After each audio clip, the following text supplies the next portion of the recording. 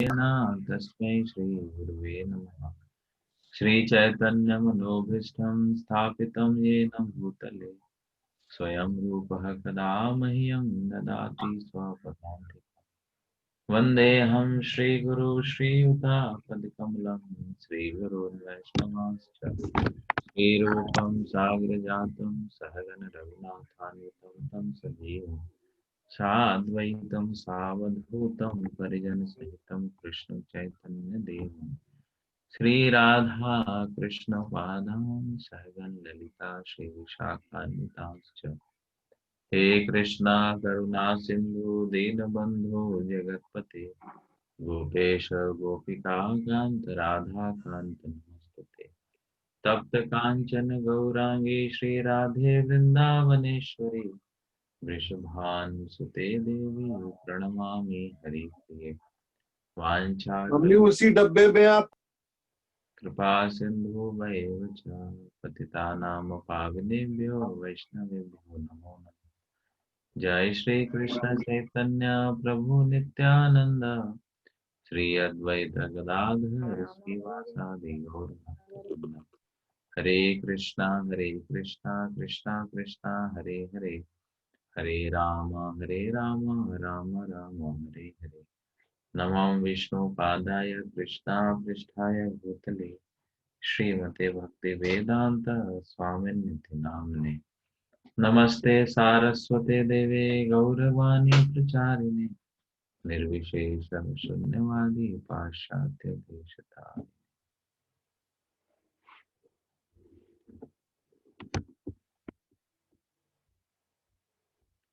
हरे कृष्णा। तो आप सभी का स्वागत है भागवतम क्लास में। तभी प्रसंग यह चल रहा है जो ध्रुव महाराज को भगवान के दर्शन हो जाते हैं। ध्रुव महाराज ने बहुत ही कठोर तपस्या किया, बहुत ही डिटर्मिनेशन के साथ, धैर्य के साथ, उत्साह के साथ। जैसे रूप गोस्वामी जी बतलाते हैं कि डिवोशनल सर्विस के लिए हमें ये तीनों चीज आवश्यक होती है, उत्साह, निश्चय और धैर्य। तो बाल्यावस्था में थे, जिद था उनको, तो उस जिद को उनके माता जी ने ट्रांसफॉर्म किया, भगवान की तरफ इंगेज किया, है ना। तो सुनीति सुनीति उनकी जो माता जी थी, ये बड़ा अच्छा उनको, उनके जिद्दपन को भगवान की तरफ उन्मुख किया, है ना। तो ये दर्शाता है कि किस प्रकार से हमें प्रचार करना चाहिए। सुनीति माता भी एक बहुत अच्छी प्रीचर निकली, अपने बच्चों को, ध्रुव महाराज को इंगेज किया प्रॉपरली डिवोशनल सर्विस में। कई बार हमें पता नहीं चलता हम अपने बच्चों को कैसे इंगेज करें। जिद्दी है, ये है, जो भी उसका नेचर है, उस नेचर से हमें भगवान की तरफ लगाने का प्रयास करना चाहिए। तो उनकी माता ने देखा कि मेरा बालक बहुत जिद्दी है और इसको चाहिए चाहिए। तब उन्होंने बोला कि जाओ, अगर मांगना ही है तो कृष्ण से मांगो, भगवान से मांगो, अन्यत्र इधर उधर करने से कुछ नहीं होगा। और फिर उनके इस उत्साह को चेक करने के लिए नारद जी भी आए। नारद जी ने कहा कि ये तो बचपना है तुम्हारा, अभी तो खेलने कूदने के दिन है, अभी खेलो कूदो, अभी कहाँ जा रहे हो जंगल में। तो फिर भी वहां पर ध्रुव महाराज का बहुत डिटर्मिनेशन था, निश्चय था कि नहीं, मुझे जाना ही है, मुझे भगवान के दर्शन करने, उनसे राज्य प्राप्त करना है। तो जब नारद जी ने इस प्रकार की इच्छा देखी उनकी, और वो भी बहुत ही निश्चय होकर के हैं, तो फिर उन्होंने उनको सही मार्गदर्शन दिया, सही मंत्र दिया, सही स्थान बतलाया कि किस स्थान में आपको साधना करनी है। मधुवन में जाओ, वहां पर साधना करो, कौन से मंत्र का उच्चारण करो, तो ओम नमो भगवते वासुदेवाय का। फिर उनको पूरा प्रोसेस बताया कि कैसे कैसे, कब कब क्या क्या करना है। तो इस प्रकार से ध्रुव महाराज जी ने जैसा उनके गुरु ने, नारद जी ने उनको बतलाया, उसका उन्होंने अक्षरशः पालन किया और बहुत ही निश्चयता के साथ और बहुत ही धैर्य के साथ उन्होंने खोया नहीं धैर्य। तो ये बहुत आवश्यक है कि भक्ति में कई बार साधक जो है धैर्य खो देते हैं, पेशेंस खो देते हैं कि इतने सालों से तो हम भक्ति कर रहे हैं, क्या होगा हमारा इस प्रकार से। लेकिन रूप गोस्वामी जी ने तीनों बातों पे महत्व दिया है, उत्साह, निश्चय, धैर्य। जब जुड़ते हैं हम, हमारे अंदर बहुत ज्यादा उत्साह होता है, निश्चय भी होता है। लेकिन जैसे जैसे हम पुराने होते हैं तो हमारे धैर्य की परीक्षा होती है ना? तो पेशेंस, पापा जी कई बार पेशेंस के बारे में बतलाते हैं, उदाहरण भी देते हैं जिस प्रकार से अंधेरी रात होती है, अगर कोई समझे रात तो कभी स्थिर नहीं होगी, और लेकिन वह धैर्य रखे तो फिर रात के बाद उजाला भी आता है, प्रकाश भी आता है, सूर्य भी आता है। तो धैर्य की आवश्यकता पड़ती है। तो ध्रुव महाराज ने बहुत धैर्य के साथ और उत्साह, निश्चय के साथ कठोर तपस्या किया। इससे प्रसन्न होकर के साक्षात भगवान ने उनको दर्शन दिए। इन दर्शन के बाद भी जब भगवान के समक्ष वो प्रस्तुत थे तो उनको समझ नहीं आ रहा था कि किस प्रकार से मैं प्रार्थना करूं, क्योंकि बच्चे ही हैं, छोटे से बालक हैं। ऐसा नहीं है कि उन्होंने कोई भक्ति शास्त्री किया या भक्ति वैभव किया, इस तरह के कोर्सेज किए या भक्ति विषय क्लास स्टडी ग्रुप। 5 साल के बच्चे ही थे, उन्होंने जस्ट फॉलो किया था अपने गुरु महाराज को। लेकिन अब प्रार्थना की जब उनके मुख से कुछ शब्द ही नहीं निकल रहे, तो भगवान ने अपने शंख से उनके मस्तक को टच किया, और वो जो शंख था उसमें वेदों की वाणी थी, और वेदों की वाणी का जो संचार है वह उनके हृदय में हुआ। तो इसलिए हम देखते हैं जब ध्रुव महाराज ने प्रार्थना करनी शुरू की है तो इतनी अच्छी प्रार्थना वो कैसे करने लगे। कोई भी साधारण बालक इस प्रकार से नहीं कर सकता है, या रटा रटाया प्रार्थना नहीं है। वह जो प्रार्थना है बहुत ही स्पेशल है, हृदय से आ रहा है। तो भगवान की कृपा हुई उनके ऊपर, भगवान ने उनको शक्ति दिया, तब जा करके वो भगवान का गुणगान कर पाए। तो कई बार हम भी सोचते हैं कि हम भी नहीं कर पाते हैं प्रार्थनाएं, हम इच्छा करते हैं लेकिन नहीं कर पाते। तो इसके लिए भी हमें प्रार्थना करनी चाहिए कि हम क्यों नहीं कर पाते हैं प्रार्थना। तो भगवान की जब आशीर्वाद प्राप्त होता है, कृपा प्राप्त होता है, तभी जा करके हमारे हृदय से भगवान के लिए गुणगान प्रकट होता है। तो ध्रुव महाराज को जब भगवान की कृपा प्राप्त हुई, तब जाकर के ध्रुव महाराज ने इतनी सुंदर प्रार्थनाएं की।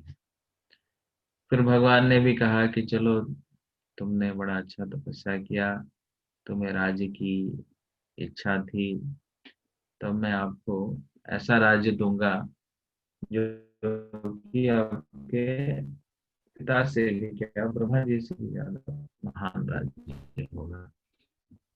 भौतिक जगत में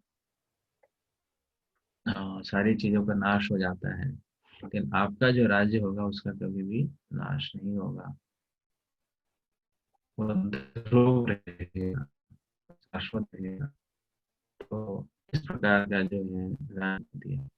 तो ध्रुव महाराज ने एक्सेप्ट तो कर लिया, लेकिन ध्रुव महाराज को अच्छा नहीं लगा कि ये क्या हुआ ना। तो इस प्रार्थना में वो यही कर रहे हैं, स्वराज्यम ईशतो मौढ़्यान मानो में भिक्षतो बता, ईश्वरात क्षीण पुण्य न फली कारण इवादना।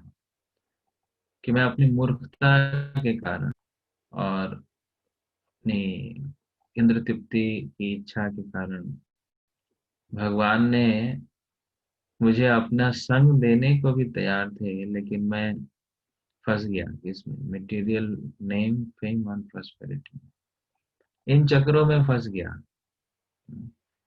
तो मेरी स्थिति किस प्रकार से है, एक गरीब व्यक्ति की, जिसने एक राजा को प्रसन्न किया, और राजा उसको सब कुछ दे सकता था, लेकिन उसने मूर्खता में क्या मांगा? मूर्खता में बस टूटे हुए अन्न मांगे।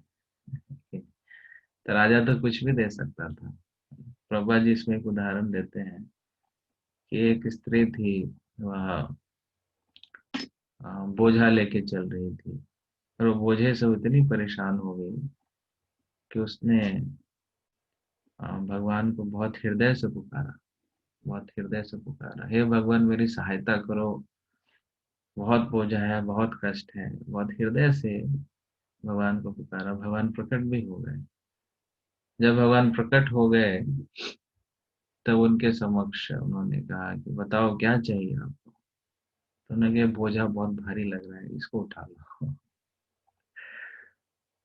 तो यह उदाहरण देते हैं प्रभुपाद जी कि कई बार हम भगवान के समक्ष आकर के अपने जो इमीडिएट प्रॉब्लम्स हैं उसमें हम इतने घिरे हुए रहते हैं, इतने परेशान रहते हैं कि उसी में फंसे रहते हैं। भगवान के समक्ष आकर के भी हम इसी प्रकार की आशाएं करते हैं, मेरी तबीयत खराब है वो ठीक कर दो, अभी अभी मेरी बेटी की शादी नहीं हो रही है, वो शादी करा दो, मेरा बिजनेस अच्छा नहीं है, वो बिजनेस अच्छा करा दो।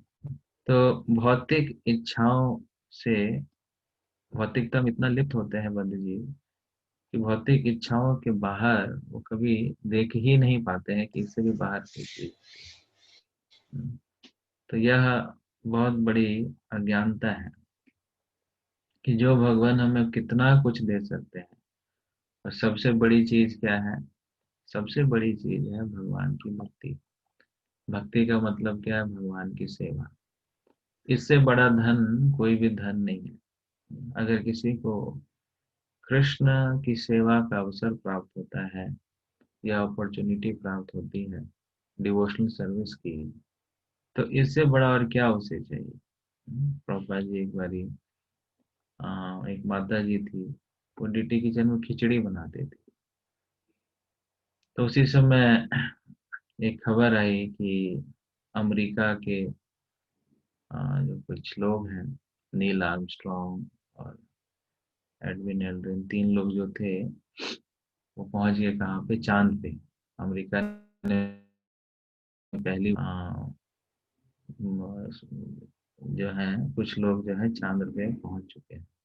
तो ये खबर बहुत तेजी से फ्लैश हो रहा था, टीवी में आ रहा था, न्यूज़पेपर में आ रहा था।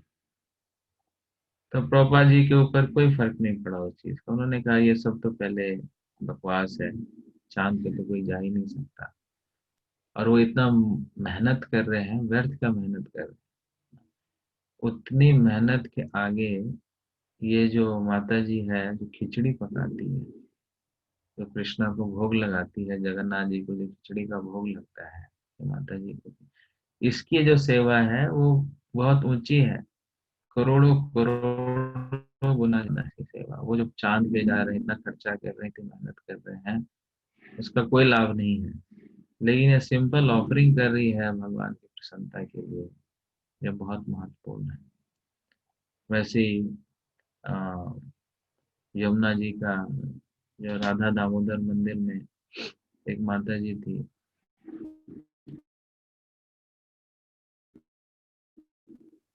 यमुना जी से वहाँ पानी लाती थी, जल लाती थी, जिससे राधा दामोदर जी की सेवा होती थी। बहुत बूढ़ी सी महिला थी, एक दो साड़ी थी उनके पास। लेकिन प्रभा जी ने उनको बोला कि ये जो माता जी है, मैं इनको जानता हूँ, ये सालों से यही सेवा कर रही है, इसकी सेवा फिक्स है। क्या? ये यमुना जी से जो है पानी लाती है, राधा दामोदर जी की सेवा में लगता है। तो इसकी जो सेवा है, भौतिक जगत के बड़े बड़े लोग, बड़े बड़े पॉलिटिशियंस बड़ी बड़ी चीजें कर रहे हैं, लेकिन इसकी सेवा जो है उत्तम सेवा है, यह भगवान को बहुत प्रिय है। तो सबसे बड़ा धन, सबसे बड़ी उपलब्धि अगर किसी को प्राप्त होती है, तो है भगवत सेवा, भगवान की सेवा। तो यहाँ पर ध्रुव महाराज इसी प्रकार इसी बात को स्पष्ट कर रहे हैं कि मुझे भगवान का डायरेक्ट संग प्राप्त होना था, उनकी सेवा प्राप्त होनी थी, लेकिन मैं कितना मूर्ख हूँ कि मैंने क्या चुन लिया, मैंने एक राज्य चुन लिया और भौतिक यश के पीछे, नाम के पीछे मैं पागल हो गया। तो इसी प्रकार से हम भी इस्कॉन में जुड़ते हैं तो सेवा हमारा मुख्य भाव होना चाहिए। लेकिन कई बार हम नाम में, यश में, भौतिक इच्छाओं में इस प्रकार से युक्त हो जाते हैं कि इसी में फंसे रहते हैं। तो भगवान भी अपनी सेवा सबको नहीं देते हैं।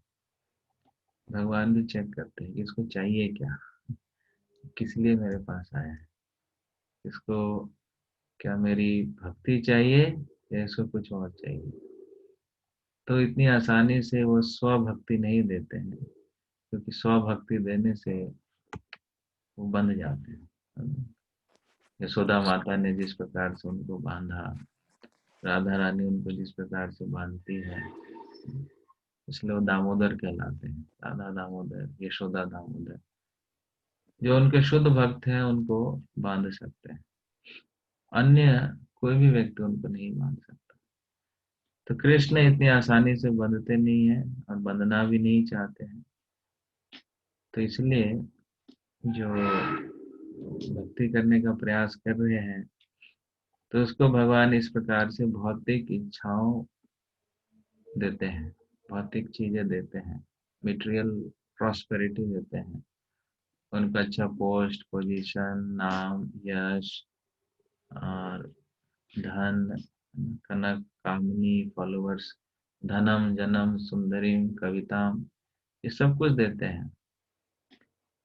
तो जो उस प्रकार से शुद्ध भक्ति की इच्छा से नहीं जुड़ते हैं वो इन्हीं में फंस के रह जाते हैं ना। कई बार वक्त हम देखते हैं कि इनके चुंगल में फंस गए, ट्रैप में फंस गए और अपनी जो शुद्ध भक्ति की इच्छा थी, सब शुद्ध भक्ति का जो प्रोसेस था, उस शुद्ध भक्ति के प्रोसेस से तो फिर च्युत हो जाते हैं। हरे कृष्ण। वो शुद्ध भक्ति के प्रोसेस से वो च्युत हो जाते हैं। तो यह एक साधक के लिए ट्रैप होता है। इसलिए चैतन्य महाप्रभु कहते हैं, न धनम न जनम न सुंदरीम कविताओं व जगदीश कामये मम जन्मनि जन्मनीश्वरे भवताद भक्ति रहते गीत। कि मुझे ये सब बिल्कुल नहीं चाहिए, ना धनम नहीं चाहिए, जन्म नहीं चाहिए, कविताओं नहीं चाहिए, फॉलोअर्स नहीं चाहिए। मुझे क्या चाहिए? आपकी सेवा चाहिए। भवताद भक्ति अहेतुकी तुई, अहेतुकी भक्ति चाहिए। तो जब तक कोई साधक अहेतुकी भक्ति में युक्त नहीं होगा तब तक उसको यजात्मा सुप्रसिद्धि, तब तक उसका हृदय प्रसन्न चित्त नहीं होगा। तो डिवोशनल लाइफ में आने के बाद भी हृदय को प्रसन्नता क्यों नहीं प्राप्त होती है? जिस प्रसन्नता की अभिलाषा से हम सब जुड़ते हैं, जिस प्रसन्नता की अभिलाषा से हम काफी सेवाएं भी करते हैं, लेकिन वह स्टेट ऑफ कॉन्सियसनेस को प्राप्त नहीं कर पाते हैं। कई करते हैं, कई नहीं कर पाते। उसका मुख्य कारण यही है कि वह हेतु, इच्छाएं जब तक हृदय में है तब तक वो हमें पूर्ण रूप से आनंद की स्थिति में आने से वो रोकता रहता है। ये हमारे ऑब्स्टेकल्स हैं। तो इसलिए एक निरंतर अवलोकन की आवश्यकता होती है कि क्या मैं सही दिशा में जा रहा हूँ, क्या किसी ट्रैप में तो नहीं फंस रहा, धनम के ट्रैप में, जन्म के ट्रैप में, सुंदरीम के ट्रैप में, कविताम के ट्रैप में। ये सब जो है बहुत ऐसे ट्रैप्स हैं जो हमारे भक्ति को चोकअप कर देती हैं। रूप गोस्वामी भी इसी बात का पुष्टिकरण करते हैं। पूजा, लाभ, प्रतिष्ठा, कि जो भक्ति लता बीज है, जो वृक्ष आगे चलती है, तो ये खर पतवार की तरह जितने भी इसके पोषण है, जो भी नरिशमेंट है, वो नरिशमेंट खर पतवार में चला जाता है। इसका मतलब क्या है कि हमारा ध्यान, जो अटेंशन है, जो अटेंशन भगवान की प्रेमा भक्ति की तरफ लगनी चाहिए थी, जो अटेंशन श्रवण कीर्तन के लिए लगना चाहिए था, जो ध्यान उनकी सेवा के लिए लगनी चाहिए थी, वो सारा का सारा ध्यान जो है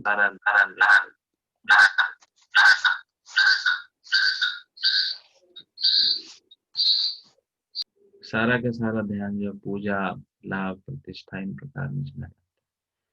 तो इसीलिए ध्रुव महाराज काफी लेमेंट कर रहे हैं, बहुत लेमेंट कर रहे हैं कि मुझे क्या मिलना था और मैंने क्या मांग लिया।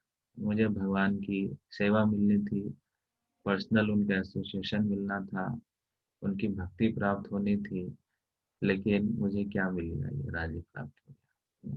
तो ये रिपेंटेंस जो है, यह भी सब नहीं कर सकते हैं। जब तक कोई व्यक्ति शुद्ध अवस्था में नहीं आता है, तब तक वो रिपेंट भी नहीं कर सकता है। ये पश्चाताप की जो भावना है, यह भी बहुत अच्छी भावना है और इतनी आसानी से आती नहीं है। अब ध्रुव महाराज की क्या गलती थी? देखिए, ध्रुव महाराज ने तो सब बढ़िया ही किया था, सब कुछ फॉलो किया, सारा अच्छा, उनको भगवान के दर्शन प्राप्त हो गए, राज्य प्राप्त हो गया, सब कुछ प्राप्त हो गया, लेकिन फिर भी उनको हृदय में वह उतना आनंद नहीं प्राप्त हो रहा है और उनको एक हृदय में ग्लानि की अनुभूति हो रही है। तो ये शुद्ध हृदय का लक्षण है। शुद्ध हृदय का लक्षण ये है कि थोड़ा से भी कुछ भौतिक चीज है या अहंकार की भावना है, तो उनको पता चल जाता है कि मेरे अंदर भौतिक इच्छा है या फॉल्स ईगो है या अहंकार की भावना है। और इस शुद्ध चेतना का परिचायक है। तो इसी प्रकार से जितने भी हमारे आचार्यगण हैं, वह भी इसी प्रकार की याचना करते हैं कि मैं तो पाप से घिरा हुआ हूँ, मेरे अंदर किसी प्रकार का कोई पुण्य नहीं है। भक्ति विनोद ठाकुर जी कहते हैं, नरोत्तम दास ठाकुर जी कहते हैं, जितने बड़े आचार्य हैं, प्रभुपाद जी भी वन अंत समय में यही कहते हैं कि मुझे माफ कर दो, मैंने एरोगेंस में अपने अहंकार वश आप सबको कई बार डांटा है, कष्ट पहुंचाया है, तो प्लीज फॉरगिव मी। सबसे फॉरगिवनेस मांग रहे हैं, अपने शिष्यों से फॉरगिवनेस मांग रहे हैं। तो ये विनम्रता है। तो जो इस प्रकार की स्थिति को प्राप्त कर लेते हैं, वो छोटी से छोटी चीजों को भी बड़ी रूप में देखते हैं। तो इसीलिए यह रिपेंटेंस की भावना, भौतिक समाज में हम देखते हैं कि कोई भी रिपेंट नहीं करना, अपनी गलती होने के बाद भी उसको छुपाने का प्रयास करते हैं। यहाँ पे गलती नहीं भी है, फिर भी समझते हैं कि मेरी गलती है। तो ये भौतिक जगत और आध्यात्मिक जगत में, आध्यात्मिक चेतना में भौतिक चेतना में अंतर है कि वहाँ गलतियां कर करके व्यक्ति अपनी गलतियों को छुपाएगा और बोलेगा कि मेरी कोई गलती नहीं है, तो सीना चौड़ा होकर बोलेगा। लेकिन यहाँ पे कोई गलती भी नहीं है, फिर भी बोलते हैं कि मेरी गलती है। इसमें कोई इस प्रकार की गलती नहीं, तो वो सटल है और कोई उसको फाइंड आउट भी नहीं कर सकता। लेकिन शुद्ध चेतना के कारण ध्रुव महाराज ने उसको फाइंड आउट कर लिया। तो यह दिखाता है कि जैसे जैसे व्यक्ति की चेतना शुद्ध होती है, तब जाकर के वह उसकी जो अ, इस प्रकार की कमियां हैं बहुत इजीली आइडेंटिफाई कर लेता है, क्योंकि परमात्मा के, भगवान के कांस्टेंट टच में है, इसलिए प्योर स्टेट में है। तो थोड़ी भी गंदगी कुछ आती है, एरर आता है, तो इजीली हाईलाइट हो जाता है। लेकिन अगर कोई व्यक्ति इम्प्योर कॉन्शियसनेस में है, परमात्मा के से काफी दूर है, तो बड़ी से बड़ी चीज भी उसको दिखाई नहीं देती, बड़ी बड़ी कमियां भी नहीं दिखलाई देती है। कई लोग बोल भी देते हैं, फिर भी नहीं दिखलाई देती। तो यह चीज हम देखते हैं ध्रुव महाराज की। फिर ध्रुव महाराज क्या कहते हैं, स्वराज्यम यशतो मौढ़्याम, कि कंप्लीट इंडिपेंडेंस। प्रभुपाद जी फिर इंडिपेंडेंस के विषय में, स्वतंत्रता के विषय में बतलाते हैं कि बड़े बड़े नेतागण आए, उन्होंने आजादी दिलाई, लेकिन फिर भी हम सब क्या है, अ, बंधे हुए हैं। जैसे प्रभुपाद जी भी जब अपने गुरु महाराज से जब पहली बार मिले थे,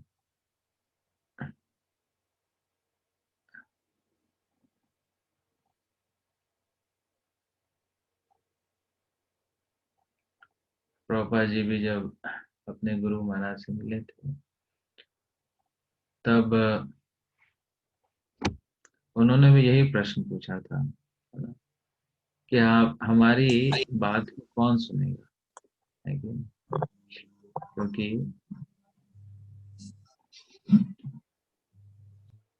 हमारी बात को कौन सुनेगा, क्योंकि हम क्या है, परतंत्र हैं। तब भक्ति सिद्धांत महाराज ने यही बोला कि अगर हम स्वतंत्र भी हो जाएंगे तो उसका क्या लाभ।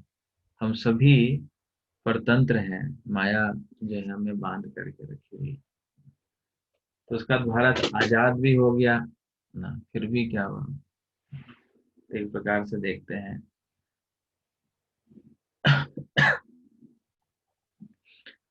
कि जो हमारे माया का चुंगल है, धीरे धीरे धीरे और बढ़ता ही जा रहा है। तो वास्तविक रूप से जिसको हम स्वतंत्रता समझते हैं, वो स्वतंत्रता नहीं, वो परतंत्रता है। और जिसको परतंत्रता समझते हैं, वो वास्तविक रूप से क्या है, वो स्वतंत्रता है।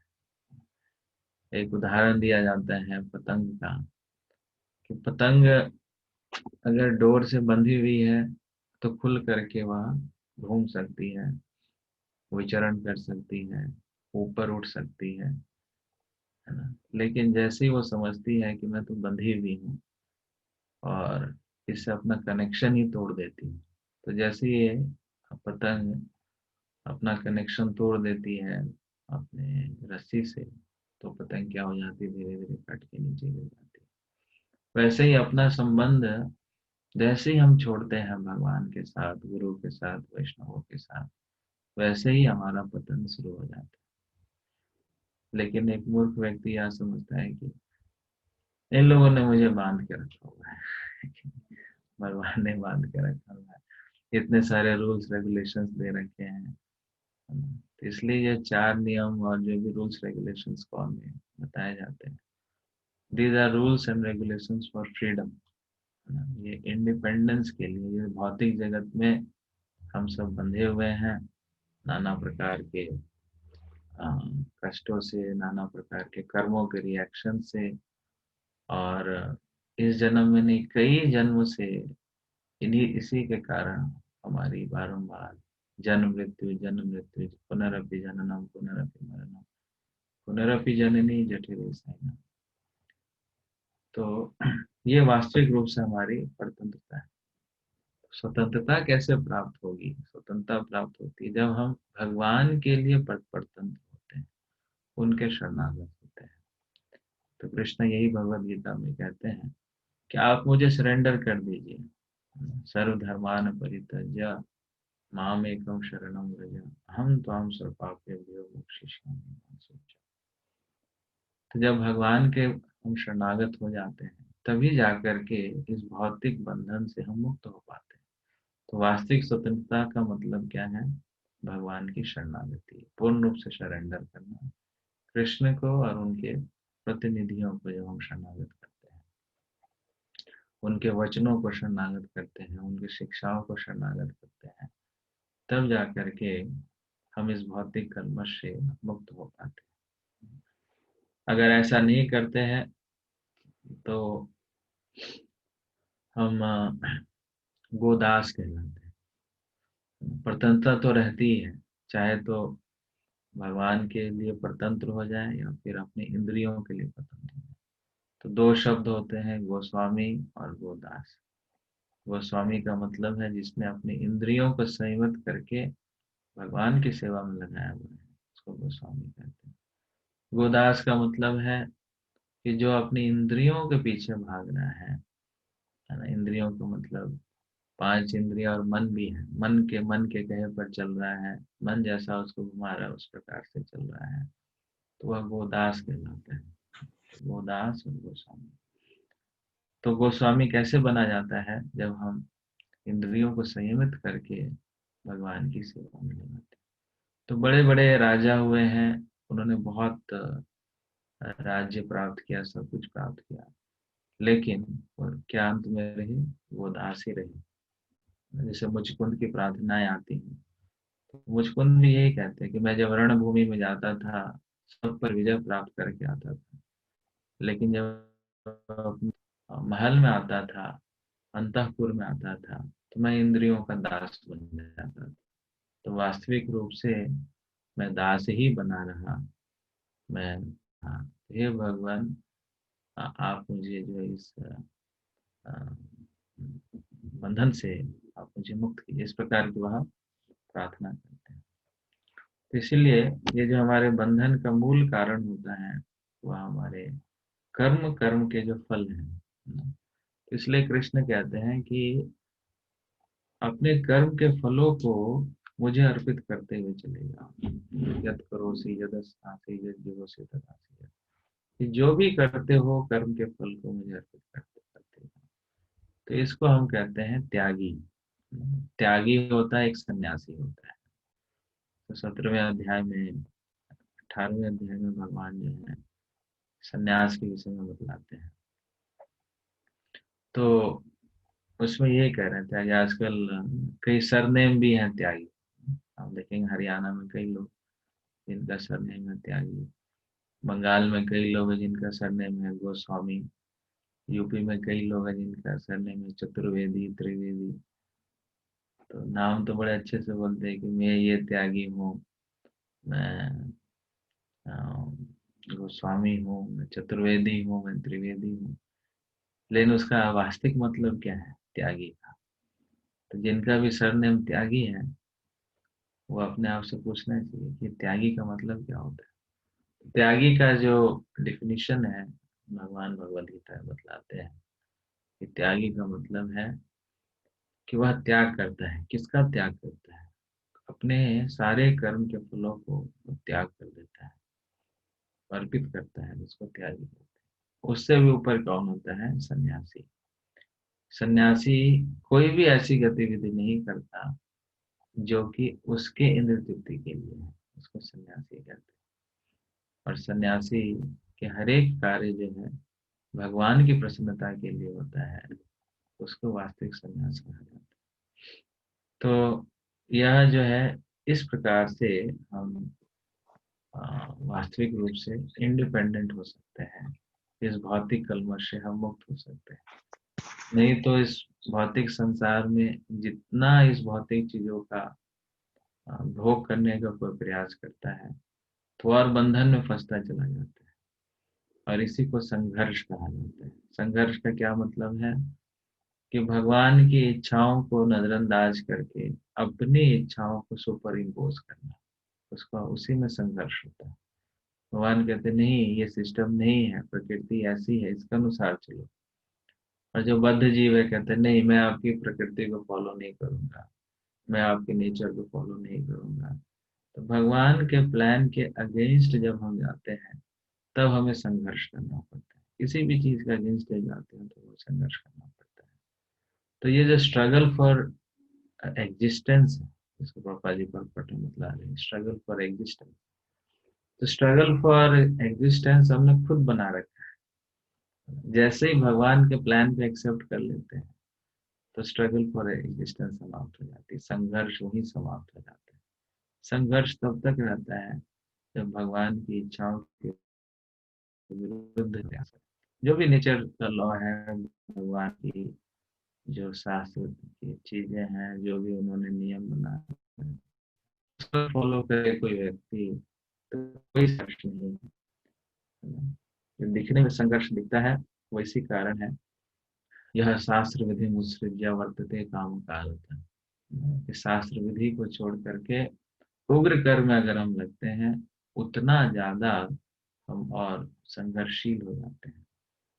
तो प्रॉब्लम यह है कि भौतिक समाज में हमें कहा जाता है कि आप संघर्ष करो, संघर्ष ही जीवन है, स्ट्रगल स्ट्रगल संघर्ष करते रहो। कितना संघर्ष करें?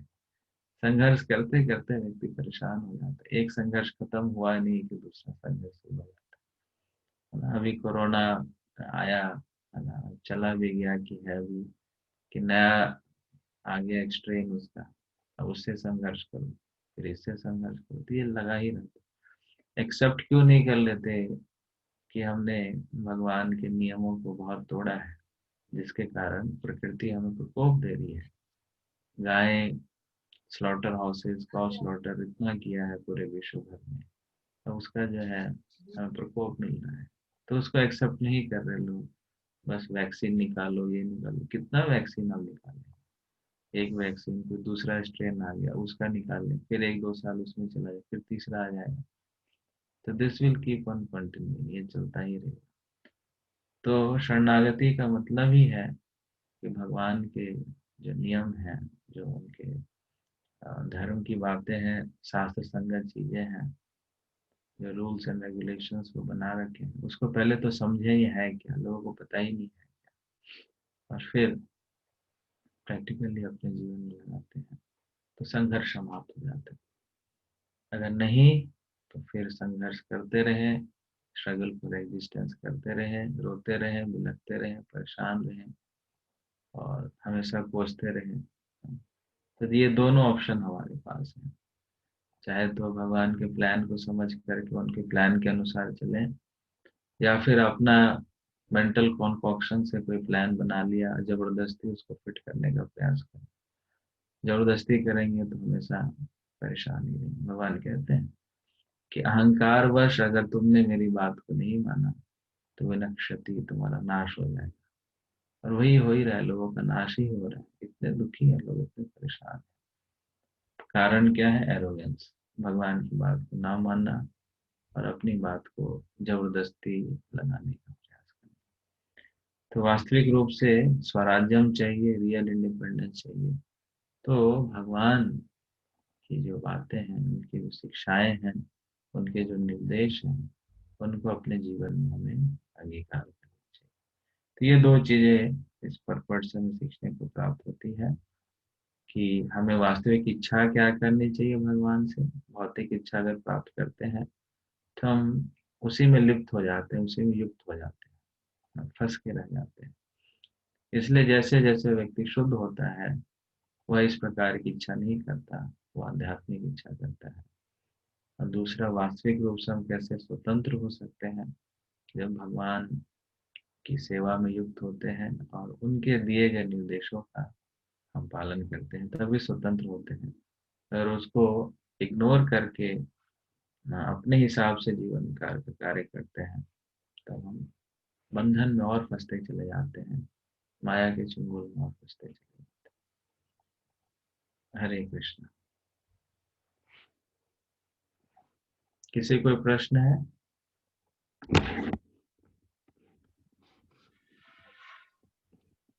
यस जी, पूछ रहे हैं जी। अच्छा, हरे कृष्ण जी। हरे कृष्ण। तो जी मेरा प्रश्न ये है कि जैसे आपने कहा कि पश्चाताप जो है वो शुद्ध भाव होने पर ही व्यक्ति करता है, लेकिन अभी तो हम भी पश्चाताप करते हैं, हम तो शुद्ध नहीं है, तो इसको थोड़ा कैसे समझें? पश्चाताप करें, अच्छी बात है। आप नहीं करना चाहते क्या? नहीं करना चाहते हैं जी, बट जैसे आपने कहा कि शुद्ध, बिल्कुल शुद्ध होने पर ज्यादा बेटर वो करता है ना हाँ, पश्चाताप। प्रोसेस में है, अभी थोड़ा सा शुद्ध हुए हैं, थोड़ी पश्चाताप कर रहे हैं, और शुद्ध होंगे और पश्चाताप करेंगे, और सेकंड है ना। प्रोसेस तो कर ही रहे ना, सालमाला कर रहे हैं, मंगला आरती कर रहे हैं, सेवा कर रहे हैं, तो शुद्धिकरण का जो प्रोसेस है चल रहा है। लेकिन वो 100% शुद्ध नहीं हुए, कुछ तो हुए हैं। तो जितना हुए हैं उस डिग्री में हम पश्चाताप कर पाते हैं, अपनी गलतियों को देख पाते हैं। अशुद्ध अवस्था में अपनी गलतियां कभी नहीं दिखती, अपना वही अहंकार ही दिखता है, अपनी अच्छी चीजें दिखते हैं। शुद्ध अवस्था में ही हमारी अपनी गलतियां दिखती हैं। और सिर्फ गलतियों को देखना ही नहीं है, उन गलतियों को फिर ठीक भी करना है। कई बार जो है बोलते हैं कि ये मेरी समस्या है, प्रॉब्लम है, मेरी गलती है, लेकिन फिर ठीक नहीं करते। वो भी ठीक, वो भी अहंकार का लक्षण है। जब आपको पता चल गया कि ये गलतियां हैं, तो फिर उसको हमें सुधार करने का भी प्रयास करना चाहिए। That is actual humility. गलती जान के समझ गए लेकिन फिर भी उसको वर्क नहीं कर रहे हैं, तो वो ह्यूमिलिटी नहीं है। ठीक है ना? अब जैसे संघर्ष का आपने कहा कि जी। भक्ति में आने के बाद उसमें उसके बावजूद भी संघर्ष तो चलता ही रहता है, तो उसको कैसे समझे? संघर्ष, भौतिक चीजें जहां भी आएंगी वो संघर्ष रहेगा। अगर संघर्ष है तो उसमें भौतिकता का मिलावट है। प्रभुपाद जी के इतने संघर्ष हुए, लेकिन कभी भी आपको उन संघर्ष वो नहीं दिखे परेशान हो गए, ये क्या हुआ, मैं इतनी मेहनत कर रहा हूँ कोई रिजल्ट तो आ नहीं रहा। 1 साल उनको कितना मेहनत करना पड़ा था देश में। और भारत में कितना उन्होंने संघर्ष किया, लेकिन उनको देख करके आपको कभी नहीं लगेगा कि इस प्रकार से वो जूझ रहे हैं या बहुत परेशान है या व्यथित है। ऐसा नहीं था, ये बस एंथुसियास्टिक। तो संघर्ष अंदर से जब हम परेशान होते हैं, दुखी होते हैं, तो इसका मतलब कोई ना कोई भौतिक चीज है जो हमें रोक रही है। अगर हम शुद्ध भाव से कोई भी कार्य करेंगे तो कितने भी कष्ट क्यों ना आए, वो हमें कष्ट कष्ट नहीं लगते, वो हमें अवसर लगते हैं। भगवान की तरफ ले जाने का एक अवसर हमें प्राप्त हो। वो दुख नहीं बनता है, वो एक एक क्या कैटलिस्ट की तरह कार्य करता है भगवान के नजदीक जाने का, है ना। अगर हम परेशान हो रहे हैं, दुखी हो रहे हैं कि मंदिर में हमारी कोई बात नहीं मानता, कोई सेवा ठीक से नहीं हो रही है, ये है, वो है, और परेशान होकर बैठ गए, तो इसका मतलब बहुत सारी भौतिक इच्छाओं के साथ हम इधर आए हुए हैं। लेकिन अगर आप उससे उत्साहित हो रहे हैं कि चलो इतना है, मुश्किलें हैं, अब इन मुश्किलों में अवसर प्राप्त हुआ है, अपॉर्चुनिटी मिली है, हमें और अच्छे से सेवा करनी है, और रोहिणी मंदिर को और अच्छे से डेवलप करना है ना, गुरु महाराज को प्रसन्न करना है।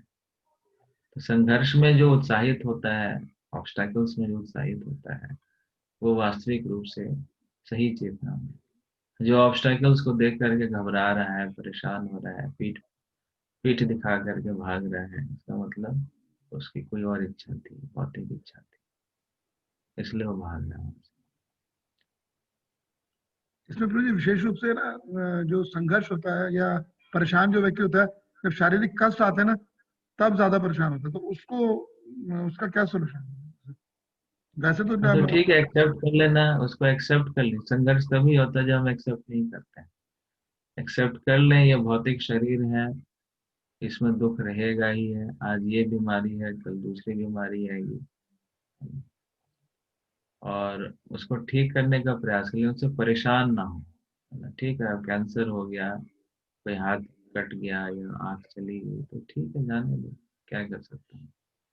वैसे परेशान हो गए कि हाय मेरा हाथ कट गया, मुझे कैंसर हो गया, मेरी आंख चली गई, मैं तो कुछ नहीं कर सकता, ऐसा नहीं है। व्यक्ति किसी भी अवस्था में भक्ति तो कर ही सकता है कि नहीं। तो एक्सेप्ट करना सीखें कि ठीक है, शरीर है, भौतिक चीजें हैं, क्षण भंगुर है, ये तो होगा ही होगा। एक्सेप्ट कर लेंगे तो कोई दिक्कत नहीं है। बुढ़ापा आ रहा है तो आएगा ही, क्यों नहीं बुढ़ापा आएगा।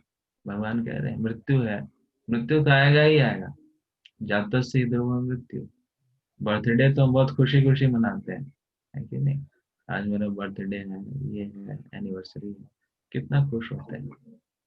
तो उसका दूसरा पहलू भी है, बर्थडे है तो डेथ डे भी आएगा, है ना, वो निश्चित है। तो उसको जितना जल्दी एक्सेप्ट कर लो उतना अच्छा। फिर कोई संघर्ष नहीं। बस एक पहलू के साथ अगर हम अटैच्ड हैं कि बस ये अच्छी अच्छी चीजें होनी चाहिए, दूसरी चीज नहीं होनी चाहिए, तो ये नहीं चलेगा। अच्छा भोजन करते हैं, पेट भरते हैं, अच्छा लगता है, लेकिन फिर मल का भी त्याग करना पड़ता है ना? वो कष्ट है एक प्रकार से। तो वो पहलू भी देखना है, और ये पहलू, जब दोनों पहलुओं को हम देखेंगे, रियलिस्टिक तरीके से जीवन जिएंगे, फिर कोई दिक्कत नहीं आएगी। बस एक पहलू को हम देखते रहते हैं, फिर प्रॉब्लम आने शुरू हो जाती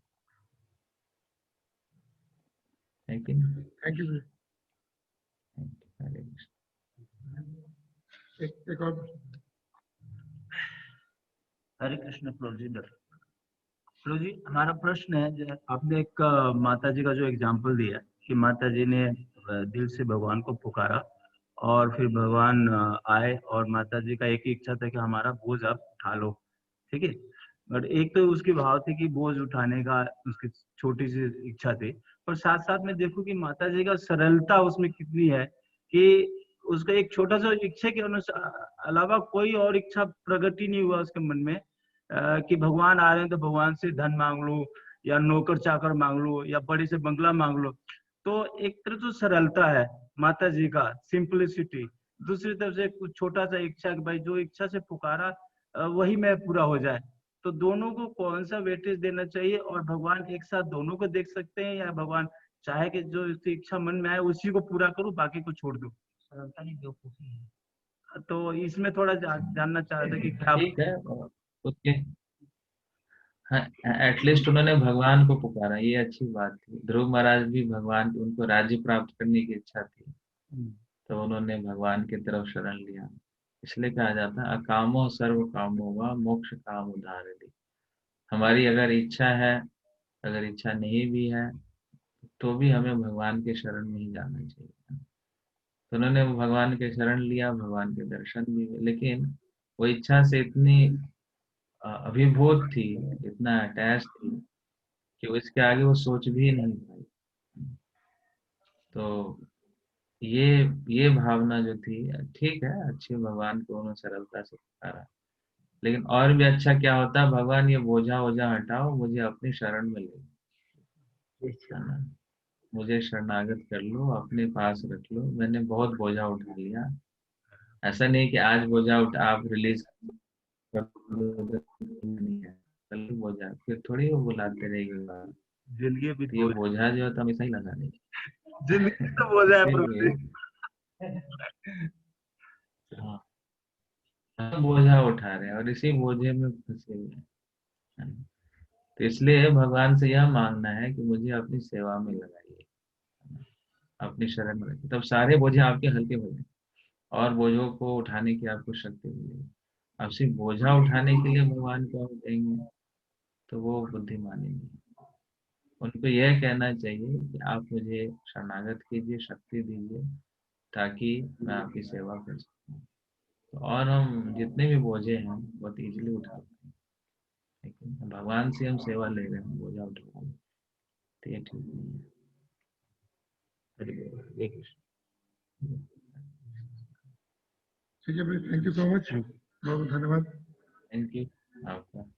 इसके नाम ने जगत गुरु जय कृष्णा हरे कृष्णा कृष्णा कृष्णा हरे हरे हरे राम राम राम हरे। तो दिल्ली कब आ रहे हैं आप?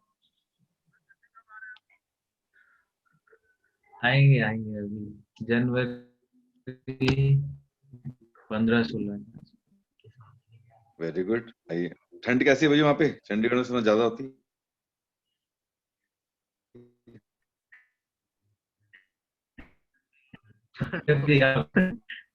भाई बस खाली मिलेगी, लॉकडाउन है यहाँ पर, कोरोना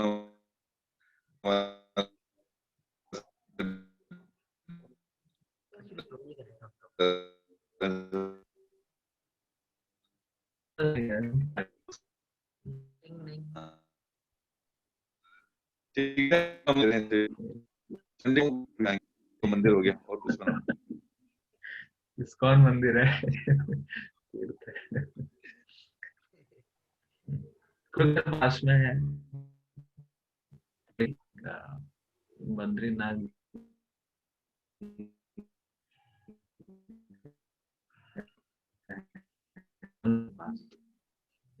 और लेकर आओ, बस चले अपनी जाएंगे। दिल्ली लाओ। जी प्रजी, हाँ हाँ, मैं तो लाऊंगा दिल्ली, रोनी टेम्पल, तो गेस्ट हाउस भी बन गया, स्टे भी कर सकते गेस्ट हाउस तैयार। हैं। ठीक ठीक है, है, धन्यवाद भैया आपका, बहुत बहुत धन्यवाद प्रजी, धन्यवाद। हरे कृष्ण। धन्यवाद। नाम